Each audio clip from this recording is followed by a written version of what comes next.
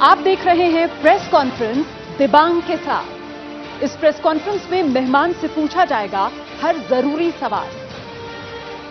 नमस्कार, press conference में आपका स्वागत है। मैं हूं दिबांग। प्रेस कॉन्फ्रेंस में आज मेरे साथ वरिष्ठ पत्रकारों का पैनल। एक दौर था जब उसकी रेशमी छुअन से बल्लेबाजी क्रिकेट का खेल नहीं जादू बन जाती थी।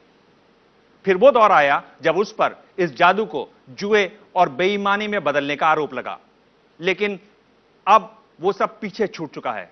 वो खिलाड़ी नहीं, नेता है। जादू से त्रासदी, रोमांस और रोमांच तक फैली उसकी जिंदगी अब बड़े पर्दे पर है। हमारे आज के खास मेहमान रियल और रील लाइफ के मोहम्मद अजहरुद्दीन और इमरान हाशमी। आप दोनों का स्वागत है। आप इमरान, ये बताइए कि आपने इनसे पूछा कभी अजहर से कि अपनी ये कॉलर को हमेशा ऊपर क्यों रखते हैं? एक्चुअली ये जब इनसे मिला था, ये मेरा पहला सवाल था इनसे। ये कभी इन्होंने शुरू किया और क्यों इन्होंने कॉलर ऊपर किया था फील्ड पे। और इसके पीछे एक बहुत ही इंटरेस्टिंग स्टोरी है जो आई थिंक जनरल पब्लिक को भी पता नहीं है जी। लेकिन अजहर भाई ने एक्चुअली ये, क्योंकि ये यहाँ पे सन बर्न हो जाते थे। अच्छा। यहाँ पे धूप की वजह से उसके लिए कॉलर ऊपर करते थे क्योंकि बहुत प्रॉब्लम होती थी फील्ड पे बिकॉज ऑफ द हीट। तो ये मुझे पता नहीं था, लेकिन मुझे याद है स्कूल में जब हम 7th या 8th स्टैंडर्ड में थे तो सभी बच्चों ने इनको देख के हम लंच ब्रेक में जब क्रिकेट खेलते थे तो we used to put collars up. तो ये सब इनकी वजह से थी बात। अगर अभी आपने अपना कॉलर नीचे किया, स्टूडियो में भी आप कॉलर ऊपर कर, ये आपका स्टाइल बन गया है। सर अब ये नया स्टाइल है कॉलर नीचे करने का। अभी भी आपका कॉलर ऊपर था, एक बार आप करके दिखा सकते हैं? दिखा देंगे सर, आप बताएंगे तो दिखा। यहाँ तो कोई नहीं है ना सर, धूप।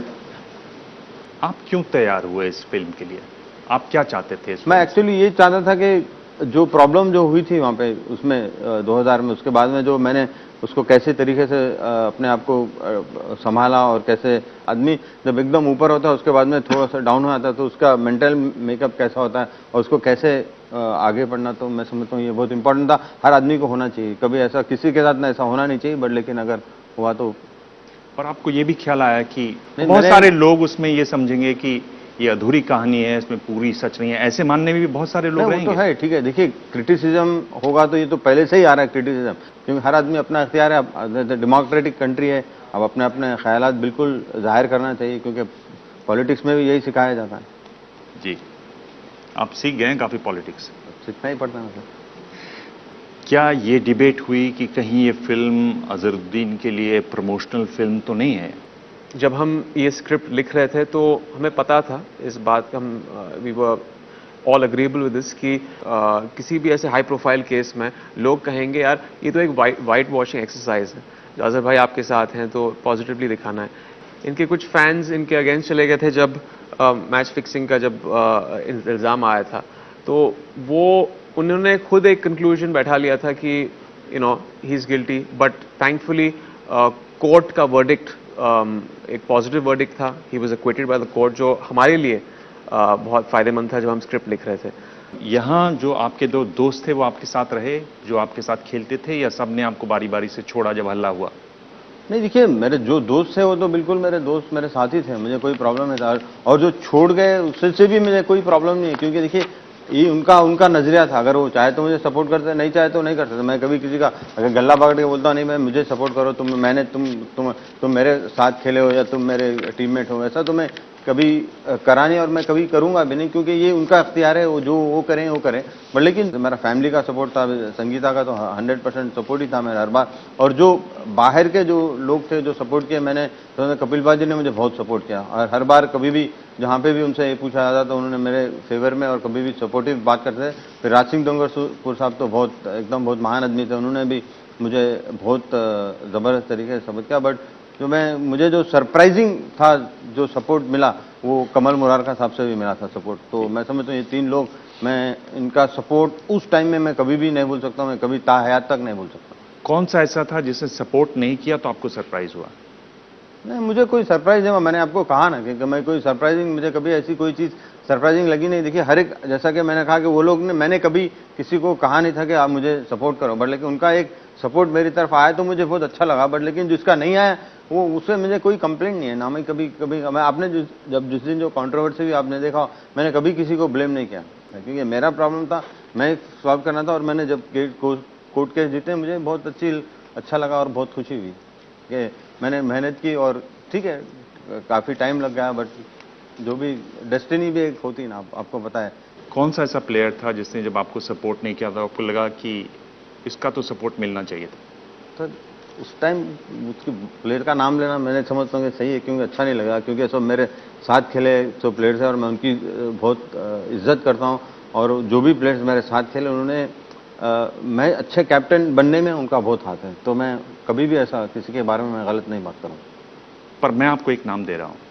1994 का कानपुर में वेस्ट इंडीज के साथ मैच था और सचिन तेंदुलकर ने कहा कि आपने उसमें 100% नहीं खेला। उन्होंने सीबीआई को बताया और उन्होंने कहा कि उनको ये भी लगता था कि शायद आपके रिश्ते हैं बुकीज से। आपको हैरानी हुई सचिन ने इस तरह की बात? देखिए उनका स्टेटमेंट है तो उनको क्या लगा वो मुझे मालूम नहीं, बट मैं जब भी इंडिया को खेला जो 94 का जो मैच आप बता रहे हैं, तो मेरे ख्याल में हमारा क्लोज मैच था। हमने बिल्कुल वहाँ पे ज़्यादा अगर चाहे तो हम हमारे जो दो बैट्समैन थे उन्होंने बहुत वहाँ पे स्लो खेला था, क्योंकि उसमें ये कहा जा रहा था कि कैप्टन के इंस्ट्रक्शन से और मैनेजर के इंस्ट्रक्शन से। ये बिल्कुल सरासर गलत बात है, क्योंकि देखिए जब स्कोरबोर्ड सामने होता है, इतना बड़ा स्कोरबोर्ड होता है, आपको मालूम होता है कि आपको कितना रन हो रहा है, तो कैप्टन क्यों बोलेगा जाके मैच रुका के आप मैच हार के आओ बोल के? कौन सा कैप्टन बोलेगा आप बताइए? पर आप ये तो मानते हैं कि सचिन तेंदुलकर अपने आप में बड़े निष्ठावान खिलाड़ी हैं, ऐसे खिलाड़ी हैं जो बिल्कुल जिसको कहा जाए कि खरा सोना है, वो हल्की बात नहीं करने वाले खिलाड़ी हैं। कोई भी हल्की बात नहीं करता। देखिए अगर आप कोई हल्के प्लेयर को लाएंगे तो हल्की ही बात करेगा।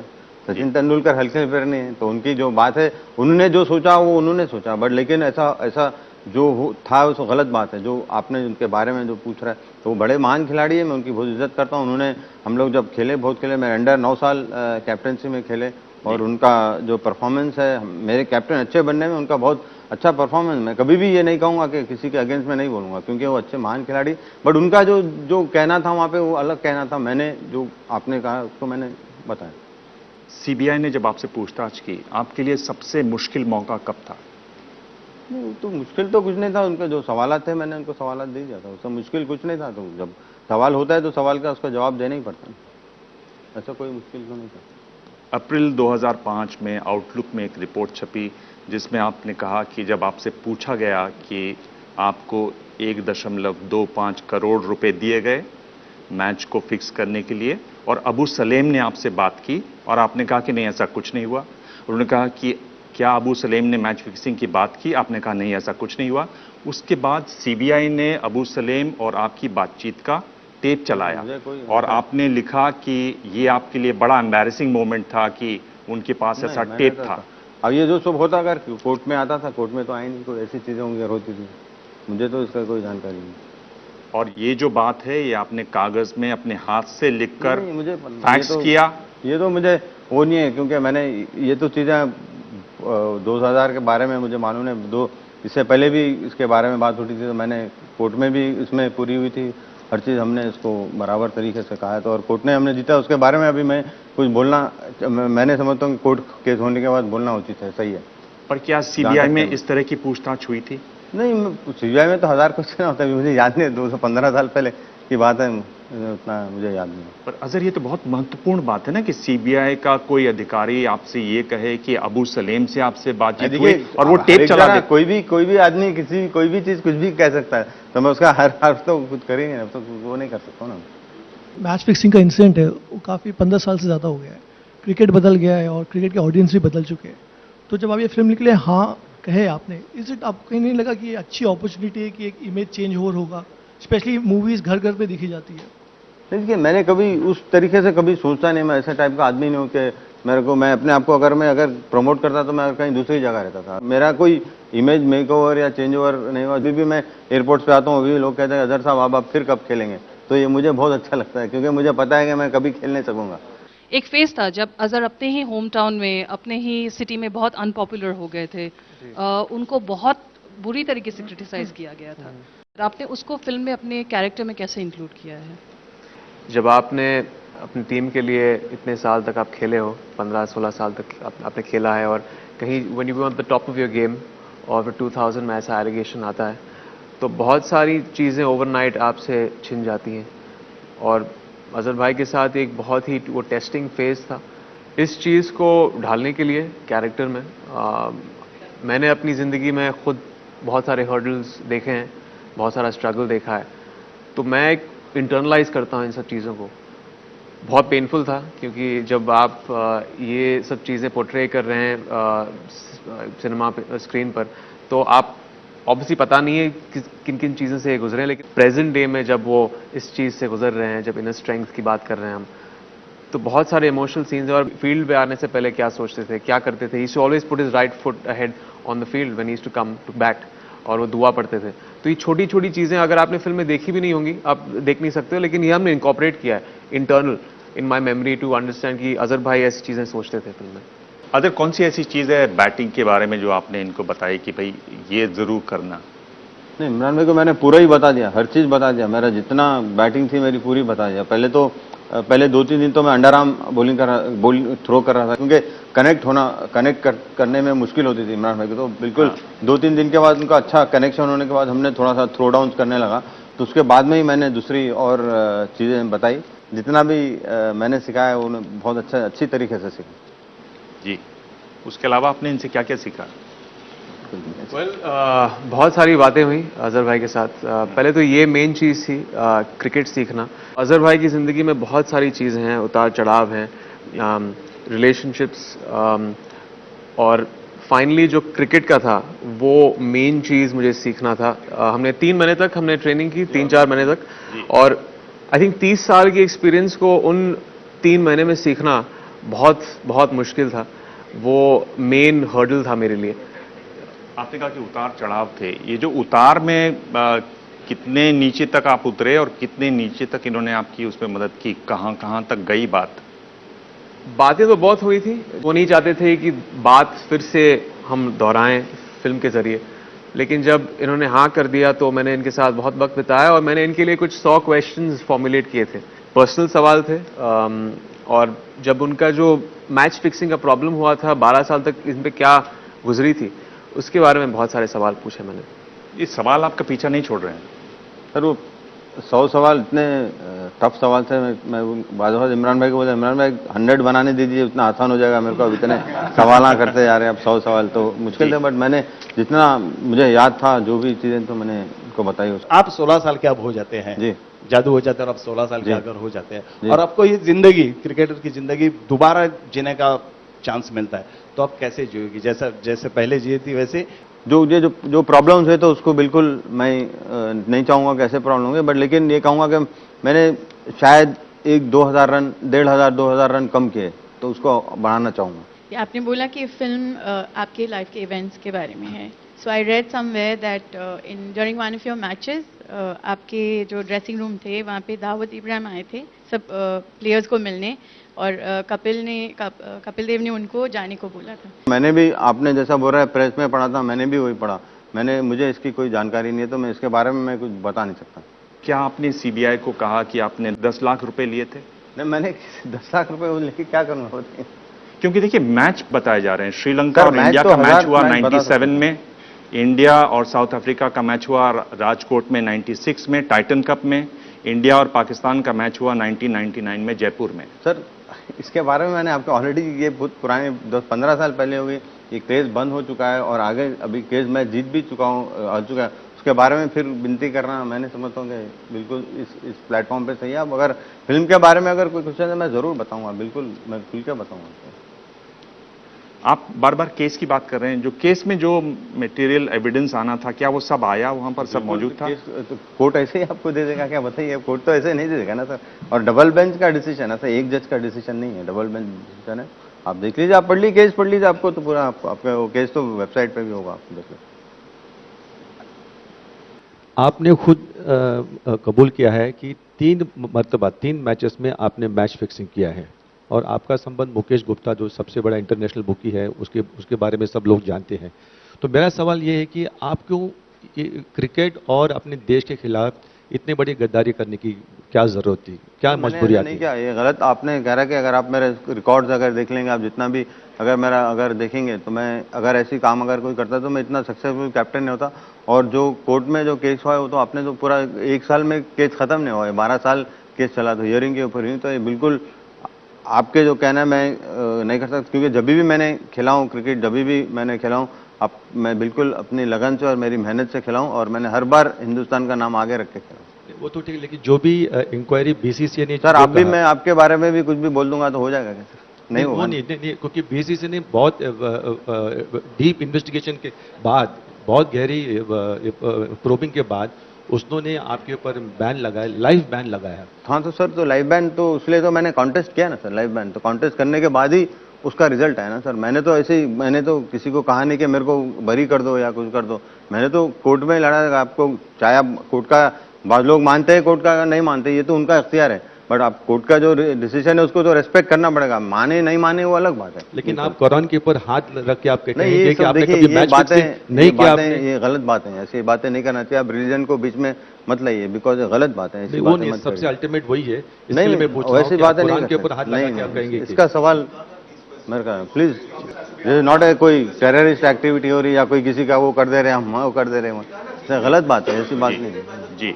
रिलीजन और खेल में कोई है ही नहीं ना, रिलीजन अलग है, गेम अलग है। जी, आपको बिल्कुल, आप देखिए मैं रेस्पेक्ट करता हूँ, जर्नलिस्ट की अटमोस्ट रेस्पेक्ट करता हूँ, बट लेकिन जो आदमी बैठा है उसको भी आपको थोड़ा सा रेस्पेक्टफुली वो करना पड़ता है। मैं बिल्कुल 1000,00,000% आप लोगों की जितने भी लोग बैठे हैं उनकी रेस्पेक्ट करता हूँ। मैं एम वेरी रेस्पेक्टफुल पर्सन। आप कभी भी मेरे जो भी इंटरव्यूज हैं, आप कभी भी आज देखे नहीं होंगे कि मैंने कभी भी मिसबिहेव किया है कहीं पे भी। तो थोड़ी सी चीज़ें ऐसी होती है, आप उसको थोड़ा अवॉइड करना अच्छा रहता है ना सर, क्योंकि गलत होता है ना सर। ठीक है भाई, आप भी हाथ रख के बोलें कि आप जो भी चीज़ लिखते हैं वो सही लिखते हैं क्या? नहीं है ना, ऐसा तो नहीं होता है ना सर। आप भी रख के बताइए, चलिए मैं भी रखता हूँ, आप भी रखिए। आपने बोलिए कि जो भी आप लिखते हैं कि 100% आप जो बताते हैं बिल्कुल सही होता है टीवी पे या जो भी लिखते हैं वैसा। देखिए बैलेंस करना पड़ता है, आपकी रेस्पेक्ट करिए, मैं भी आपकी रेस्पेक्ट करता हूँ, बिकॉज आप भी मेरे नज़दीक है, आपने मुझे मेरा खेल देखा, मैंने आपकी रिपोर्टिंग देखी, मैंने आपको, आपके संस्गिरी साहब बैठे हैं यहाँ पे, अभी उनसे कभी भी पूछ लिया मैंने, कभी भी, ये तो मेरे साथ, मेरे ख्याल में आप भी है ना सर, कितने साल से आप भी बैठे। सर मैं तो बोल रहा हूं कि मैं तो किसी भी चीज पर हाथ रखने को तैयार हूं, कह सकता हूं मैंने जो रिपोर्टिंग की है वो सच की है। ठीक है, वो तो मैं आप वो जस्ट जनरली बात कर रहे हैं, मैं तो कोई गलत बात नहीं कर रहा हूँ।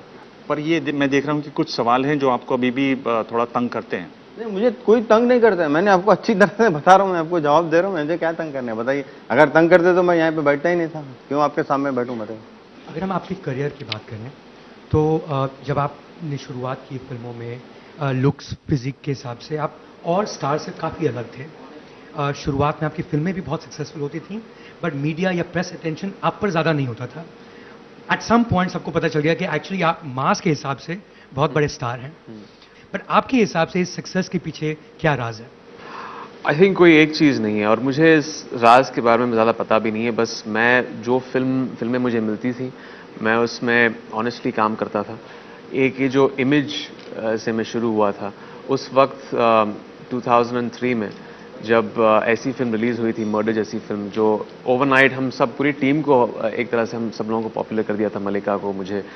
तो एक क्रिटिसिज्म भी था कि ये इस फिल्म में, हम बॉलीवुड में इस फिल्म की कहीं जगह नहीं है, क्योंकि फैमिली फिल्में बनती हैं, कॉमेडीज़ बनती हैं, एक्शन फिल्में बनती हैं, ये कहाँ से आ गया, ये इरोटिसिज्म का एलिमेंट कहाँ से आ गया इसकी फिल्मों में।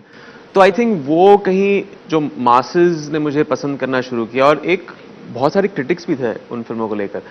तो वो दौर चला मेरा 5 साल तक, और बहुत कामयाब रहा उन फिल्मों में।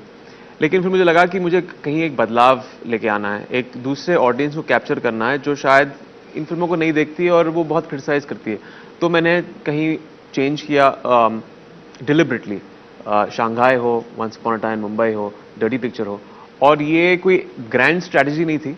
जब फिल्म मेकर्स ऐसे थे जैसे दिबाकर बैनर्जी, मिलन लूथरिया, इन्होंने मुझे ऑफर किया, see you are as good as the roles you play, उसके अलावा आप कुछ कर नहीं सकते हैं इन द फिल्म। जब मुझे ऐसे रोल्स मिलने लगे, कह सकते हैं लक है, फिर हमारी मेहनत थी पूरी टीम की, और फिर कहीं वो इमेज चेंज आया, और फिर उन फिल्मों में भी मैं सफल रहा। आपने अगर इनकी कौन सी फिल्म देखी? कौन सी आपकी फेवरेट कौन सी है? और बहुत से, और क्या जन्नत देखी आपने? जन्नत भी देखी, जन्नत इज वेरी गुड। नहीं, इमरान भाई के एक चीज़ मैं इमरान भाई के बारे में बोलूँगा, ये बहुत प्रोफेशनल तरीके से काम करते हैं, तो उनका जो प्रोफेशनलिज्म है तो मैं समझता हूँ उसकी बिल्कुल बहुत ज़बरदस्त तरीके से मैं उनकी दाद दूंगा, क्योंकि मैं खुद अच्छा लगता है मुझे कोई आदमी प्रोफेशनल होता है। जो मैच फिक्सिंग का मामला है उसका जो सबसे बड़ा धमाका हुआ एक तरीके से, वो आप किसको मानते हैं? किसमें? ये जो पूरा मैच फिक्सिंग का जो मामला है, इसका जो सबसे बड़ा धमाका हुआ, वो आप किस चीज़ को मानते हैं? पता नहीं कैसे हो, मुझे मालूम नहीं, ये तो आप लोग ने मालूम किया था, आप लोग ने। इसमें जो बड़ा धमाका है वो आप किस चीज़ को मानते हैं? बड़ा धमाका? जी, बड़ा रेवलेशन, बड़ा खुलासा जो मैच फिक्सिंग का हुआ।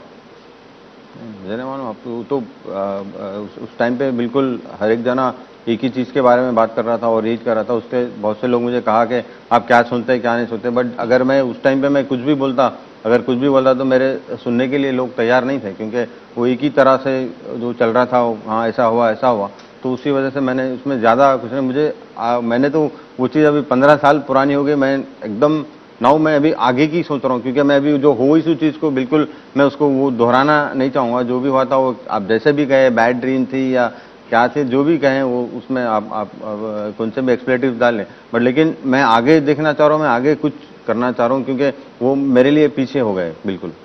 मैं आपसे बहुत संजीदगी से एक सवाल पूछ रहा हूँ। आप बार बार ये कह रहे हैं कि ये 15 साल पुराना हो गया, मुझे याद नहीं रहा। अगर ईमानदारी से बताइए, इतनी बड़ी घटना और आप कह रहे हैं कि मुझे याद नहीं है। मैं तो कह रहा हूं ये बात आपको जिंदगी भर एक एक चीज याद आती होगी। मैं आपसे बहुत संजीदगी से एक सवाल पूछ रहा हूं। आप बार बार ये कह रहे हैं कि ये 15 साल पुराना हो गया, मुझे याद नहीं रहा। अगर ईमानदारी से बताइए, इतनी बड़ी घटना और आप कह रहे हैं कि मुझे याद नहीं है। मैं तो कह रहा हूं ये बात आपको जिंदगी भर एक एक चीज याद आती होगी। नहीं, मुझे एक आपको कोई भी याद नहीं है इसमें? मैंने जितना आपको बताना था मैंने वो बता दिया, जो भी तो मेरे है तो मैंने बता दिया। उससे और ज्यादा अगर आप और कुछ पूछना चाह रहे, मेरे पास वो कोई आंसर ही नहीं है उसका, तो मैं कैसे बता सकता हूँ, बताइए। नहीं, आपकी आप बोल रहे मैं ये हर बार बोलना, मुझे याद करना चाहिए। देखिए अब मैं जितने लाइक फॉर एग्जाम्पल एक एग्जाम्पल देता हूँ आपको, मैंने 334 के ऊपर वनडे मैचेस खेले। अगर आप मुझे पूछेंगे कि हर मैच के बारे में आप याद रखोगे बोले, तो मैं याद नहीं रख सकता, बिल्कुल याद नहीं रख सकूंगा, क्योंकि मेरे को रहेंगे 1-2-3 चीज़ें बिल्कुल मालूम होंगी, उससे ज़्यादा तो मालूम नहीं होंगी। बट लेकिन मैंने आपको इससे पहले भी कहा कि मैंने भी संजीदगी से आपको बिल्कुल कह रहा हूँ कि मैंने जो भी कहा है आपको बिल्कुल कहा। आपने फिल्म देख लीजिएगा। आपने अपनी बात हल्की सी बदल दी। आपने कहा आपने जितना बताना था बता दिया। मैं वो मैं मानने को तैयार हूं कि आप जितना बताना चाहते थे आपने बताया। पर आपको नहीं लगता कि हांसी क्रोनिया ने जब कहा, आपका नाम लिया, वो एक तरीके से बहुत बड़ा खुलासा था इस पूरे मैच फिक्सिंग वाले? वो उनका वो था, उनकी मर्जी थी, वो किसका नाम ले या मैंने भी 1000 लोग के नाम ले सकता, मैंने नहीं लिया, वो उन्होंने नाम लिया होगा, पता नहीं उन्होंने कौन से कॉन्टेक्स्ट में लिया। मेरा मैं उससे वो बिल्कुल उसके बारे में मैं कुछ बता नहीं चाहूँगा, क्योंकि वो साउथ अफ्रीका में हुआ, तो मुझे बिल्कुल उसकी जानकारी कुछ नहीं। क्या वो हांसी क्रोनिया का टेप हैदराबाद वाले कोर्ट में जहाँ से आप बरी हुए आया था? मुझे नहीं मालूम, ये तो आप मैं तो कोर्ट में तो मैं हियरिंग के टाइम मैं तो था नहीं, क्योंकि हमारे लॉयर्स जाते थे, तो मैंने जो भी आया होगा बिल्कुल 100%। अब आप मुझे नहीं मालूम बोलेंगे तो मुश्किल लगता। आप नहीं, मैं बहुत तो बड़ी चीज है। कोर्ट में मैं हियरिंग के टाइम तो मैं रहता था ना, मैं हियरिंग के टाइम नहीं था मैं, क्योंकि जो हमारे लॉयर्स जाते थे वो हमारे लॉयर्स वही देखते थे। इमरान, हमने सुना कि आप ज्यादातर पार्टियां भी अटेंड करते हैं, हर कैंप से दूर है, तो इस तरह से अलूप रहने की क्या वजह है? मैंने कभी मैं ऐसा नहीं है कि मैं पार्टियों में नहीं जाता हूं। मैं पहले जब मैंने शुरुआत की थी तो काफ़ी पार्टियों में जा चुका था। मुझे पसंद नहीं है, it's not my kind of thing. और जब आप सक्सेसफुल एक्टर होना चाहते हैं तो ये कोई प्रीरिक्विजिट नहीं है कि आपको पार्टियों में जाना ही पड़ता है और नेटवर्किंग से ही आप सक्सेसफुल बन सकते हैं। मेरा मानना है अगर आप काम अच्छा करेंगे, फिल्में अच्छा करेंगे, अगर आपका बॉक्स ऑफिस रेटिंग अच्छा होगा और अगर आप एक अच्छे एक्टर हैं तो लोग आपको फिल्में देंगे। अगर उस दौरान आपने एक बात कही जिसकी आपकी बहुत लोगों ने आलोचना की, आपने कहा कि मैं मुसलमान हूं, मैं मुस्लिम हूं, इसलिए माइनॉरिटी का कार्ड आपने खेल दिया। आपको लगता है कि वो गलती थी? मैंने कभी भी ऐसा बोला नहीं, क्योंकि सर टेकन पूरा मिसकोट किया था मुझे। मैं अगर माइनॉरिटी से रहता, मैं 9 साल कैप्टनसी क्यों करता था बताइए? मैं इंडिया में रहता हूँ, मैं पहले इंडियन हूँ, वो मुझे मालूम है। माइनॉरिटी ये तो देखिए ये तो अलग है, क्योंकि जब आप इंडिया में रहते तो आप इंडिया के आदमी होते हैं, क्योंकि जिसने भी जो लिखा मैंने समझता हूँ बिल्कुल गलत तरीके से लिखा है, वैसा नहीं लिखना चाहिए, क्योंकि बिल्कुल मुझे उसका बहुत दुख हुआ, मुझे ऐसा नहीं आना चाहिए था, क्योंकि मैंने कभी कहा नहीं था कि, और बिल्कुल उसने एकदम हेडलाइन में लिख दिया, तो फिर मुझे दूसरे दिन रिट्रैक्ट करना पड़ा, बोलना पड़ा, एक्चुअली नॉट रिट्रैक्ट बट बोलना पड़ा कि मैंने ऐसा कहीं नहीं कहा। इमरान, ये जो सवाल है, क्या ये वाकई में एक समस्या है? क्योंकि कुछ साल पहले आप भी घर खरीदना चाहते थे पाली हिल में और आप फ्लैट नहीं खरीद पाए इसी वजह से। जी, आपने फेस किया इसको? मैंने फेस किया था। देखिए उस वक्त, देखिए मैं एक बहुत ही कह सकते हैं एक सेक्युलर फैमिली से आता हूँ। मेरी वाइफ हिंदू हैं, मैं मुसलमान हूँ, मेरी मदर क्रिश्चियन थे। तो ये जब गेटोइज्म तो होता ही है हमने देखा है, बहुत सारे पॉकेट्स हैं, और तभी मेरा जो मैंने मुद्दा उठाया था और जब कहा था कि ऐसा नहीं है कि सिर्फ एक ही कम्युनिटी के तौर पे मैं कह रहा था, बहुत सारे मुस्लिम कम्युनिटीज़ भी हैं जहाँ पे वो शायद हिंदूज़ को अलाउड नहीं करते हैं। और जब मैं एक फ्लैट खरीदने की कोशिश कर रहा था तो वहाँ पे for a fact Muslims allowed नहीं थे उस सोसाइटी में। तो ऐसी चीज़ें होती हैं and we have to face it.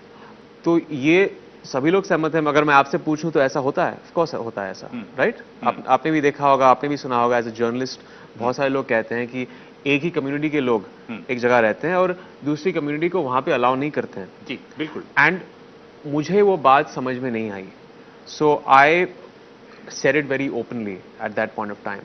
फिर मुझे लगा कि शायद उस तरीके से मुझे कहना नहीं चाहिए था, because it became very political. तो उसके बाद मैंने उसके बारे में बात करना छोड़ दिया था। अभी मैं इसके बारे में बात कर रहा हूँ, बट इसके आगे मैं नहीं बोल पाऊंगा, because it's never about the issue at hand. जी, और बस दुआ करता हूँ कि ये इशू सॉर्ट हो जाए। और बहुत ज़्यादा बड़ी जगह हैं जहां पर इन सब चीज़ों का कोई मायने नहीं है। ये भी बात एकदम बिल्कुल सच है। आज के ज़माने में आप किसी बल्लेबाज के लिए स्टेडियम में जाना चाहोगे तो वो कौन बल्लेबाज है और क्यों? सर मैं AB डिविलियर्स की बैटिंग देखने जाऊंगा, और एटीट्यूड और जो प्रोफेशनलिज्म है वो विराट कोहली के लिए जाऊंगा। इमरान, हमको क्या लगा कि क्रिकेट खेलना ज़्यादा मुश्किल है कि फिल्मों में काम करना? आई थिंक दोनों चीज़ें बहुत मुश्किल हैं, पर फिल्मों में फ़ायदा है, रीटेक हो जाता है। हाँ, लेकिन आई थिंक ये एक चीज़ भी होती है, जब आप मैच हारते हैं और जब फिल्म आपकी नहीं चलती है तो आपका फेट जो है, आपकी डेस्टिनी उस मैच के साथ और उस फ्राइडे के साथ बदल जाती है।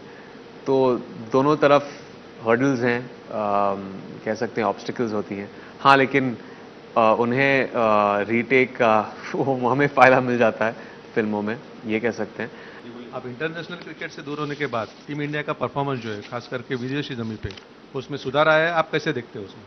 देखिए काफ़ी सुधार आया है, क्योंकि ऐसा नहीं कि सुधार नहीं आया, क्योंकि हमने जो काफ़ी मैचेस बाहर के कंट्रीज में भी जाकर जीते। जब हम लोग खेलते थे उतना ज़्यादा हम लोग नहीं जीतते थे, बट लेकिन हमारी टीम अच्छी है, प्लेयर्स अच्छे हैं, और मेरे ख्याल में जो 2001 और 2 के बाद जो मैचेस बाहर हुए वहाँ हमने बहुत से मैचेस बाहर जीते। और मैं जो भी टीम हमारी जाके जो भी प्लेयर्स खेले थे उनका बहुत बहुत दाद दूंगा कि उन्होंने बाहर जाके मैचेस जीता, और हम अभी भी जीते हैं। बट लेकिन बात बहुत ऐसा हो जाता है कि हम जो प्रॉब्लम जो होता है हमें बैट्समैन का भी प्रॉब्लम होता है, बाद वक्त बॉलिंग का भी होता है, क्योंकि हम यहाँ पे अपने SG बॉल से खेलते हैं, वहाँ पे जाके हम खुका बुरा बॉल से बॉलिंग करना अलग होता है, ग्रिप अलग हो जाती है, थोड़ा उसका सीम अंदर होता है। बट लेकिन बैटिंग के बारे में हम लोग इतने फ्लैट विकेट्स पे यहाँ पे खेलने के आदी हो जाते हैं, जहाँ पे आप अभी भी आप देखेंगे जहाँ पे भी बॉल थोड़ा सा भी स्विंग होगा, जैसे श्रीलंका के साथ भी बॉल स्विंग हुआ था तो हमने बिल्कुल वहाँ पे मैच हारा। जहाँ पे बॉल स्विंग होगा हमको कभी भी डिफिकल्ट होगी, क्योंकि हम उतना यूज टू नहीं है। मैं ये कहूँगा कि हम थोड़ा सा अच्छी विकेटें बनाएं, थोड़ा बॉलर फ्रेंडली विकेट भी रहेगी, तो उससे बैट्समैन को भी फर्क होगा और बॉलर में भी बहुत चेंज आएगा।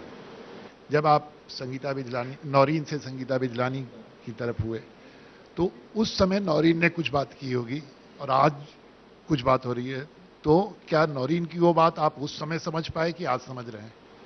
नहीं, देखिए जो भी सिचुएशन जब जैसा था वो अलग सिचुएशन था, आज बिल्कुल अलग सिचुएशन है। तो अगर आप फिल्म में अगर देखेंगे तो उसका जो आप जो सवाल करें उसका बिल्कुल अच्छी तरीके से आपको जवाब मिल जाएगा, क्योंकि मैं उसमें इतना ज़्यादा इलेबोरेट नहीं करना चाहूँगा, क्योंकि आप जाके देखेंगे तो उसमें आपको ज़्यादा से ज़्यादा आपको पता चलेगा कि क्या है और क्या नहीं है। आपको क्या लगता है ये जो बड़ी चर्चा होती है भाई बैटिंग हो रही है, क्या बैटिंग को हिंदुस्तान में लीगल कर देना चाहिए? पता रहे किसने कितने पैसे लगाए, कितना ऑड्स था, जैसे दुनिया भर में है ये। मुझे पता नहीं क्या होता है क्या नहीं होता मुझे आज तक। मैं तो अभी ज़्यादा मैं एक मैच, क्रिकेट मैच एक पॉजिटिव इंटेंट से देखता हूँ। मैं कोई नेगेटिविटी के तरीके से मैं कभी भी मैच देखता नहीं हूँ। मैं देखता हूँ कि जो मैच खेला जा रहा है 100% खेला जा रहा है। ये तो आप जो सवाल है ये तो गवर्नमेंट को डिसाइड करना पड़ेगा कि उसको बैटिंग को वो करें या ना करें। नहीं, मैं नहीं कह रहा कि आप डिसाइड करेंगे, मैं ये कह रहा हूं कि अगर इस पर राय आपसे पूछी जाए, क्योंकि बहुत सारे लोगों का ये कहना है कि आप बैटिंग को लीगल कर दीजिए, दुनिया भर में होती है, तो क्या हिंदुस्तान में ऐसा कर देना चाहिए? इस पर डिबेट है। मुझे मुश्किल लगता है, जहां तक कि मैं सोचता हूँ अगर होना चाहिए तो बहुत पहले ही हो जा सकता था। तो आपको लगता है मुश्किल है? मुझे मुश्किल लगता है, बट अगर होगा तो बहुत अच्छा होगा, क्योंकि जितने भी प्रॉब्लम है खत्म हो जाएंगे। जो भी प्रॉब्लम आप सोच रहे या दिख रहे आपको, जब ये पीछे मुड़ के देखते हैं, कभी आपको लगता है कि कोई एक चीज है जो आपको नहीं करनी चाहिए थी, जिसकी वजह से आपको मुश्किल आई? मेरी जो टीचिंग है, मुझे जो लगाया गया, अब जो पास्ट में जो हो गया वो रिकवर नहीं कर सकते आप, तो बिल्कुल आगे की सोचनी चाहिए। जहाँ तक ये मेरी सोच है, हर बार रहेगी, ताहयात तक मेरी ऐसी सोच रहेगी। मैं पूछ रहा हूँ कि जब इतने लोग कहते हैं, इतने लोग आपका नाम भी लेते हैं, तरह तरह के लोग भी नाम लेते हैं, अच्छे खिलाड़ी भी नाम लेते हैं, आप कभी ये नहीं सोचते कि मैंने शायद ऐसा किया होगा इसलिए वो ऐसा समझ रहे हैं, या आप इसके बारे में बिल्कुल सोचते ही नहीं हैं? सर मैं बिल्कुल, देखिए मैंने आपको बोला ना सर, जो आदमी जो जिसकी वैसी सोच है उसकी वैसी सोच है, मैं उसको कोई चेंज नहीं कर सकता हूँ। जो आदमी मेरे बारे में जैसा सोच रहा है मैं उसको बोलूँ नहीं भाई मुझे मेरे बारे में ऐसे क्यों सोच रहा है, मैं कैसे बोल सकता हूँ? वो जब तक वो अपने उसके अंदर से आना चाहिए। अगर मैं बोलूँगा ऐसा मत सोचो बोले तो वो तो बिल्कुल सही नहीं रहेगा। तो हर एक आदमी का, जैसे मैंने पहले भी कहा कि हर एक आदमी का अख्तियार है किसी के बारे में कैसे भी सोचे। एक इंसान की जिंदगी में पैसा कितना जरूरी होता है? जितना पैसा हो कि जो खाना और पीना अच्छा हो और अच्छी लाइफ गुजारे वो इम्पोर्टेंट होता है सर, क्योंकि फाइनेंशियल तिजारत करना हर सिस्टम बोलता है कि आप बिजनेस करो, आप तिजारत करो, वो तो होता ही। आपको क्या लगता है कि पैसा कितना जरूरी है? बहुत ज़रूरी है। आई थिंक किसी प्रोफेशन के लिए एक तो होता है हमारे प्रोफेशन में क्रिएटिव सेटिस्फैक्शन, उस पर आप दाम नहीं लगा सकते हैं।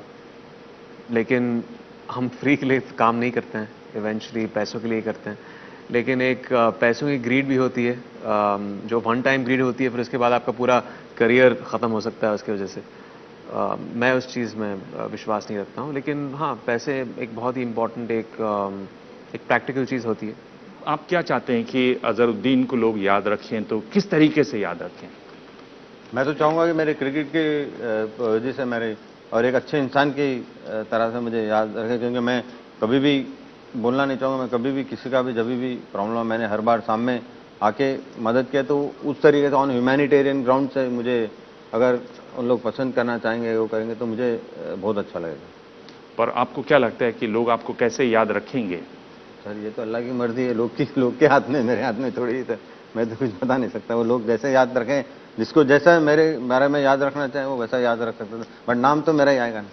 आपको ज़्यादा ये सेकेंड इनिंग रास आ रही है जिसमें आप पॉलिटिक्स में हैं, या आपको लगता है कि ये पहली इनिंग से ज़्यादा मुश्किल है जब आप सिर्फ क्रिकेट खेलते थे? सर पॉलिटिक्स थोड़ा इसमें टफ है, क्योंकि बट इसमें एक अच्छी चीज़ है कि लोग से बहुत जुड़ते हैं आप, क्योंकि पहले मुझे बहुत टफ लग रहा था कि आई मीन हर आदमी मुझे एकदम लाइक 10-10, 100-100 लोग आके एकदम बैठ जाते थे और सर मेरा काम नहीं हुआ, ये काम नहीं हुआ, तो उससे थोड़ा सा मेरे को थोड़ा सा डिफिकल्टी हो रही थी। तो उसके बाद में मैंने समझने जब लग गया तो मुझे बहुत अच्छा लगा कि मुझे जितने लोग आके काम करा लेते थे मुझे बहुत अच्छा लगता। इमरान, ये सीखा आपने, कहाँ ठहरती है politics? Well never say never, पता नहीं आगे फ्यूचर में जाके क्या होगा। शायद हो सकता है, शायद नहीं, लेकिन अभी तो सिर्फ एक्टिंग पे ध्यान है। इतना दूर मैंने सोचा नहीं अभी। अजहर, क्या लगता है ये बन सकते हैं पॉलिटिशियन? मुश्किल है, थोड़ा टफ है, क्योंकि इमरान में अलग ज़हनियत अलग है। तो मैं उम्मीद करता हूँ, उनको विश करता हूँ कि और अच्छे से ज़्यादा फिल्म करे और बड़े से बड़े एक्टर बने और एक अच्छे इंसान बने, वो बहुत इंपॉर्टेंट होता है एंड में। एम्पायर ने कह दिया कि अभी मुश्किल है मामला। प्रेस कॉन्फ्रेंस में ये दौर है रैपिड फायर का। मैं आपसे 5 सवाल पूछूंगा, हर सवाल के साथ 2 ऑप्शन हैं और एक तीसरा ऑप्शन है। अगर आप कह सकते हैं पास, आप दोनों कह सकते हैं, और पास आपने कह दिया तो इसका मतलब पास, मैं पीछे नहीं पढ़ने वाला। पास बोले तो फेल। हाँ, पास बोले तो फेल, और 5 में से 3 जवाब देंगे तो ये गिफ्ट है एबीपी न्यूज की तरफ से आपके लिए। आप हिसाब लगाना चाहते हैं इसमें क्या है? एबीपी अगर दे रही तो अच्छा ही होगा सर। हाँ, शाहरुख ने अंदाजा लगाया था, हालांकि वो गलत था, उन्होंने कहा कि इसमें बेसन के लड्डू हैं। इमरान, आपसे शुरू करें जी। पहला सवाल, आपको किन के साथ काम करके ज्यादा मजा आया, टोनी डिसूजा या महेश भट्ट? टोनी डिसूजा, पीछे खड़े हैं। आप कह रहे हैं पीछे खड़े हैं इसलिए आपको ये टोनी कैन हियर? आप कह रहे हैं पीछे खड़े हैं आई होप भट्ट साहब नहीं देख रहे हैं।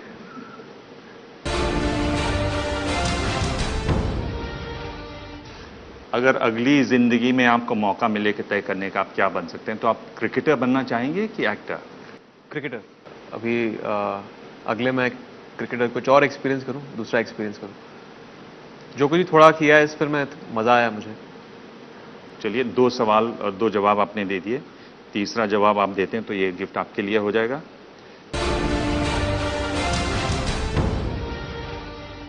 आपके लिए इनमें से ज्यादा जरूरी क्या है, पैसा या शोहरत?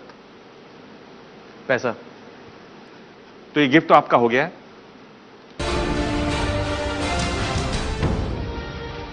इन 2 में से बड़ा स्टार कौन है, सलमान खान या शाहरुख खान?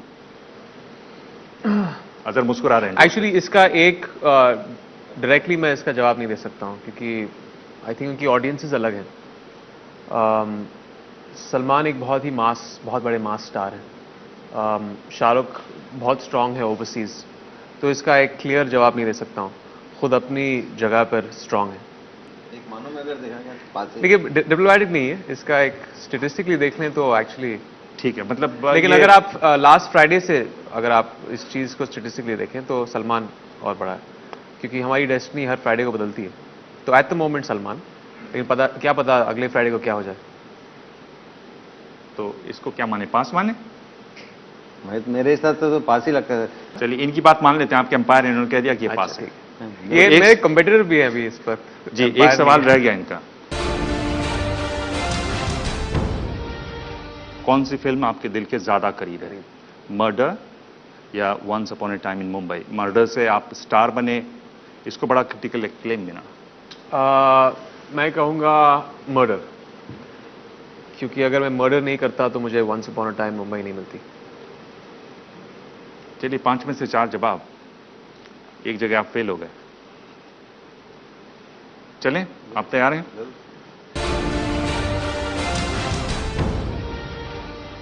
आपने अलग अलग कप्तानों के साथ आप खेले, इन 2 में से आपको कौन ज्यादा पसंद है, सुनील गावस्कर या कपिल देव? कपिल देव। ईडन गार्डन्स में जब आप पहली बार खेले तो कपिल को और संदीप पाटिल को जी ड्रॉप किया गया और तब आप टीम में आए। जी, पता है। कपिल भाई मैच में नहीं थे वो। जी, he didn't play that match. जी। दूसरा सवाल कुछ पर्सनल किस्म का है। नहीं बोलो। आपकी जिंदगी में ज्यादा इन्फ्लुएंस किन का रहा, नौरीन का या संगीता बिजलानी का? संगीता। चलिए, ये भी जवाब आपने दे दिया। कैसे, आप क्यों कह रहे हैं इसको?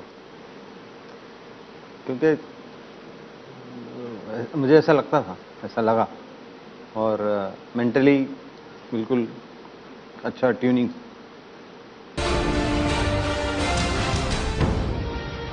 पिछला चुनाव जो है वो कांग्रेस बहुत बुरी तरह से हारी। जी सर। आप क्या वजह मानते हैं, क्या ये राहुल गांधी की कमजोरी थी या नरेंद्र मोदी की समझदारी? मेरे ख्याल में 10 साल कांग्रेस के हो चुके थे, तो मैं समझता हूँ कि वहाँ पे बीजेपी को आना ही था, क्योंकि लोगों ने ऐसा ठान लिया था। तो मैं समझता हूँ कि पहला वो ऑप्शन सही है। राहुल गांधी की कमजोरी? नहीं, पहला ऑप्शन है राहुल गांधी की कमजोरी, दूसरा ऑप्शन है मोदी की समझदारी। उनकी सेकंड, मोदी की समझदारी नेचुरली गवर्नमेंट में।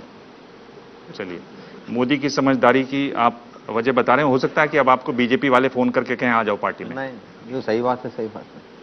पर 3 में से 3 जवाब आपने दे दिया, ये प्राइज आपका हो गया है।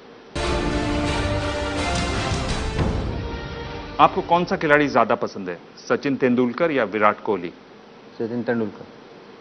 सचिन तेंदुलकर कि मैंने नज़दीक से देखा हूँ सर, उनके साथ ड्रेसिंग रूम शेयर करा हूँ, और उनका जो पहला मैच जो था, जब से फर्स्ट मैच जो खेले थे वो मैच में भी मैं खेला था, तो बिल्कुल नज़दीक से देखा हूँ। और रिकॉर्ड्स और लॉन्जेविटी, 24 साल खेलना ठीक है, 15 साल की उम्र में डेब्यू किया वो बहुत बड़ी बात है, बट लेकिन 24 ईयर्स खेलना किसी भी प्लेयर को इतना आसान नहीं है, और परफॉर्मेंस करते हुए खेलना, तो यकीनन तेंदुलकर। आपको लगता है कि जिस तरह से विराट कोहली खेलते हैं, जिस तरह का उनका स्टाइल है, जिस तरह की वो खासतौर पर फील्डिंग करते हैं, वो एक जो अजहरुद्दीन हुआ करते थे, बिल्कुल वैसे हैं कुछ फील्ड में? से अच्छे प्लेयर है, बिल्कुल बहुत बढ़िया प्लेयर है।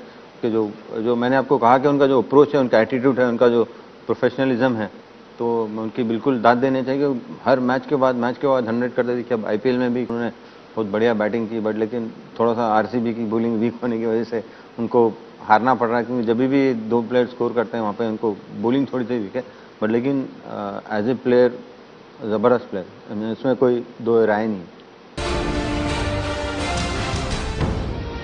क्या आपको लगता है कि जो बीसीसीआई की कमान है वो पॉलिटिशियंस के हाथ में होनी चाहिए या प्लेयर्स के हाथ में होनी चाहिए? मिक्स्ड होनी चाहिए सर। एक तरीके से पास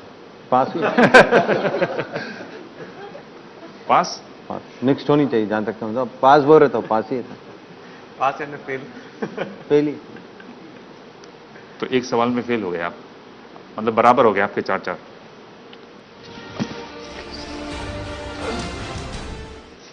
thank you, congratulations, thank you.